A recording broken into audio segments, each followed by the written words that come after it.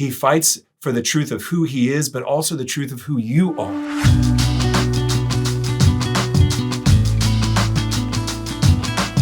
Brothers and sisters, may the Lord give you his peace. It was almost 20 years ago that I was sitting on top of one of the highest mountains in the French Pyrenees. And I remember climbing up this mountain, and there's a whole other story, but I'm sitting up there though. And in my life, and I mean, it continues to be the case, honestly, I was like struggling, some anxieties and fears, questions and uncertainties inside.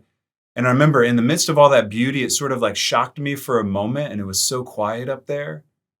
But then the same things that were in my heart when I was down at the base of that mountain came rising up. Whatever's inside of you, you take with you wherever you go. And we do a lot to try and silence that interior voice. We do a lot to try and stay away from that deeper space of the heart. And Lent is an opportunity. The desert is an invitation to say, like, I'm not going to turn away from the fight. I'm not going to turn away from the battle. I'm not going to turn back to the sort of like the comfort that gives me temporary peace, but leaves my heart still with the same ache and longing that it had before. I'm gonna sort of sit with and allow this interior space of my heart to be a place where I will not turn back and run, but I will remain. Jesus is inviting us to come and stay with him wherever we find ourselves at. And as we stay there, we find that what rises up inside of us are these voices. Jesus is out in the desert. And, again, talking about the scriptures that we hear in the Catholic Mass, like this last Sunday, we heard about Jesus going into the desert and facing these temptations. And all of us are going to face temptation in life, but in a particular way. When we start to get silent, like all of a sudden, like even if you're like ADHD like me, it's like, like a few minutes of silence, you start getting on edge. It's like jittery, you're like going for the phone, you're looking for something to distract you. And all of that is this place inside of my heart that's afraid of me coming here and seeing this, being with this pain, sitting before and wrestling with a question that maybe I don't want to ask of myself, of life, of God, wrestling with the sort of poverty and the shame of my sins that I seem to never be able to quite get past. And in that place, we're invited to do battle. And all of those temptations that we may experience in life, let's say all these struggles that we have, these voices that speak to us, they're ultimately speaking against one thing.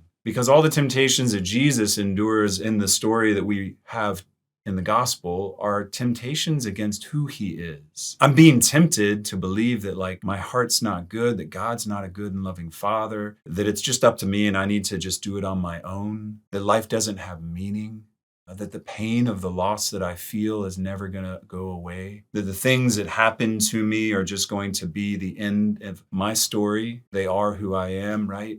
And all of that in Jesus's own experiences, like before a temptation is offered by Satan, and he tempts him 3 different times, he says, if you are the Son of God. He's coming after his relationship with the Father. He's coming after who he is before God, his Father. And that's exactly the temptations that come after us. It's like, well, if you really were good, if God really even saw you, cared about you, loved you, he doesn't care. You're just a meaningless blob of cells that came together in some sort of random evolutionary accident, and you're going to just fall apart and dissipate into nothingness. And meanwhile, Jesus comes into that space where we all find ourselves, and he himself knows what you feel. That Sacred Heart of Jesus, it's a human heart that has the emotions and the feelings of a human heart, like yours and mine. And he goes into the place of temptation and battle. And in that place of temptation and battle, he fights. He fights for the truth of who he is, but also the truth of who you are. He's fighting for you to be able to be free from those lies against your identity as a beloved daughter or son of God, so that you can come to know the rest of what it's like to be able to live in this truth, right?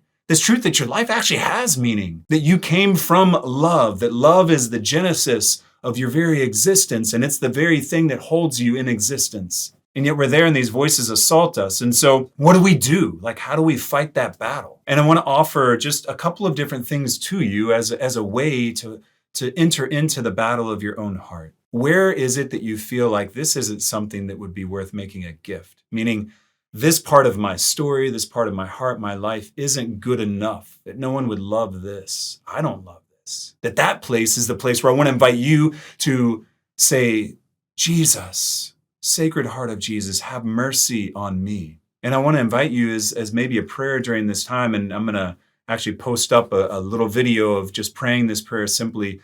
Sacred Heart of Jesus, have mercy on us. And we say us because like there's different parts of our own story in our hearts, but we also say us because as Christians, as one who follows in his footsteps, we're never alone. And we're never just praying for us, we're praying for the entire body of Christ.